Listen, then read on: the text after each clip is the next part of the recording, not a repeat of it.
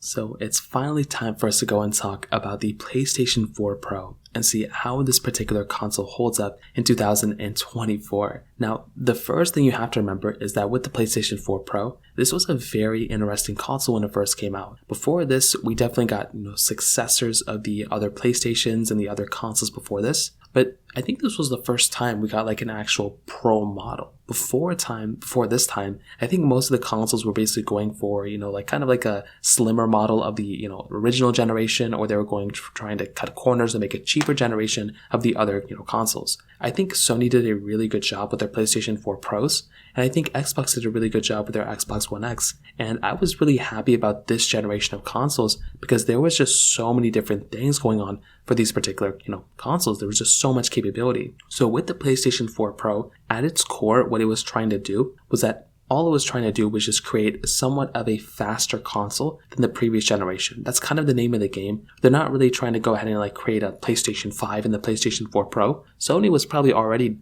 pretty much working on the PlayStation 5 when they were making the PS4 Pro. So it's kind of what you'd expect. They were doing a really good job with this console. So you have to kind of give them, a little bit of credit. And it's crazy because in 2 years, the PlayStation 4 Pro is actually going to be 10 years old, which is crazy. This console was actually announced in 2016 and pretty much was released in 2016 as well. So when you think about that, this console turning 10 years old is pretty crazy because, as I said before, back in 2020 when the PlayStation 5s came out, I felt like the overlap between the PlayStation 4 and PlayStation 5, there's going to be a longer overlap there than there was with the PlayStation 3 and PlayStation 4. And now that we're almost 10 years into the cycle of the PS4 Pro, you can definitely see that this console, I think, still has a lot of power, still has so much capability, and because of the landscape change, because of digital gaming and all these things, you don't really, developers really aren't just going through and just automatically just only making games for the PlayStation 5s or the current generation, because there's still so many people who are using the last generation. So that's a really big thing to keep in mind with these particular consoles as well. Now, with the PlayStation 4 Pro,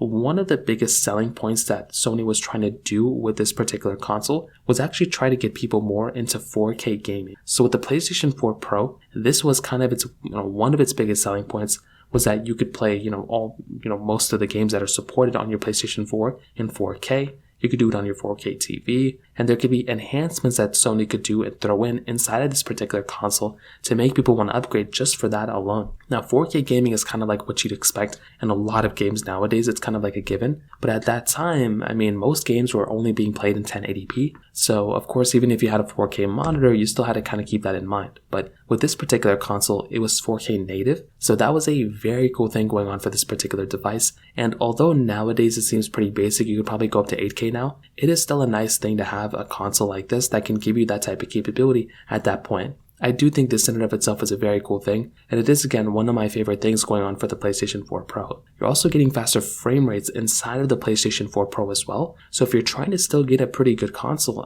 the fact that this thing can still go up and give you some, faster frame rates compared to the PlayStation 4 is a very big asset, because then you can go ahead and still play some of these more intensive games, because you do have more power inside the PlayStation 4 Pro, you can go and play those games at faster frame rates, which is genuinely very cool. But pretty much the biggest thing that the PlayStation 4 Pro brought over the standard PlayStation 4 was the power. Now, this is by far probably one of the biggest differences. Sony was stating that you were getting double the power of the PlayStation 4 in the PlayStation 4 Pro. This in and of itself is such a crazy spec and such a crazy improvement coming from the original PlayStation 4. The fact that you were getting twice the amount of GPU power inside of your PlayStation 4 Pro. Now, this was the one thing that kind of confused me a little bit, but it was a really smart thing. Like I said before this, we weren't getting really pro consoles. We were getting, improvements and, thinner consoles for the most part. But because we were getting such a much more powerful console towards the end of their lifespan, you were getting such a more powerful console than the original. I just felt like developers would just continue to, make games for these types of consoles,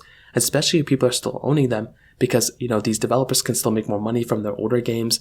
They don't have to go and, try to only, meet a certain demand of people for if there's 100 million people who can play the game and 60 million of them are still on the older console, they are probably still going to go ahead and make the, game for the older, consoles. Not meaning that there's going to be 100 million people playing the game, but that's just an example. This case made me think that this, PlayStation 4 Pro could last even longer, even throughout the whole entire generation of the, next generation. And that may end up happening with the PlayStation 5 Pro whenever that that comes out as well. But with this console, that is crazy. Just imagine getting all your games when the original PlayStation 4 came out. Imagine you bought one in 2011 or 2012. Then 4 years later, you're able to play those same exact games on a much more powerful console. That's a very cool thing going on here. You were getting faster load times. Your images were looking better. You were getting smoother gameplay, and just overall the games were just much more enhanced. That definitely made a lot more sense to me, and that is by far one of the coolest things going on for the PlayStation 4 Pro. On top of that, although the RAM was basically the same, you were getting essentially the same exact amount of RAM between both, you were getting essentially twice the amount of base storage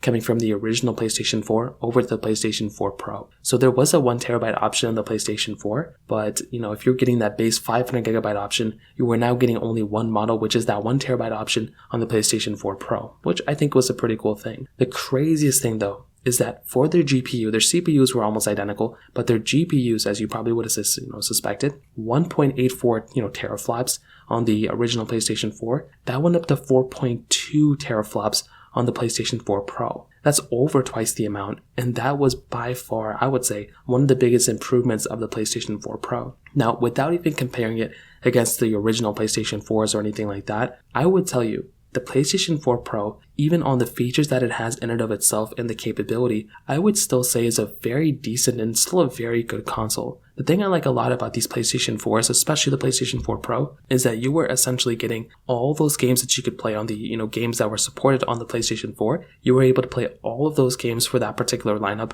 And there are still lots of games that are still able to be played on this particular console that are still fairly newer and still fairly new. You have to remember that with the PlayStation 4 Pro, this particular console, I would say, still has a lot of capability here. There's a lot of games that are still being made for this console, they're still being updated, and I do think this in and of itself is a very good thing going on for this particular device, because that way you can go and buy this console and still have lots of features and lots of improvements and lots of updates going on just for buying this thing, and they're not going to be super expensive. And the biggest thing too is that because this thing had a disc tray inside of it, you can just go ahead and essentially buy all these used games in the used market. You can buy all sorts of different games like that, and then you can just go ahead and basically just update it as you normally would, and you can just buy those used games, play them, and you can even sell them again after. This is a cool thing about having the capability of playing both digital games and disc games inside of this console. So what I will tell you is that the PlayStation 4 Pro, in my opinion, is still completely worth buying. I think this thing is still a very, very good console.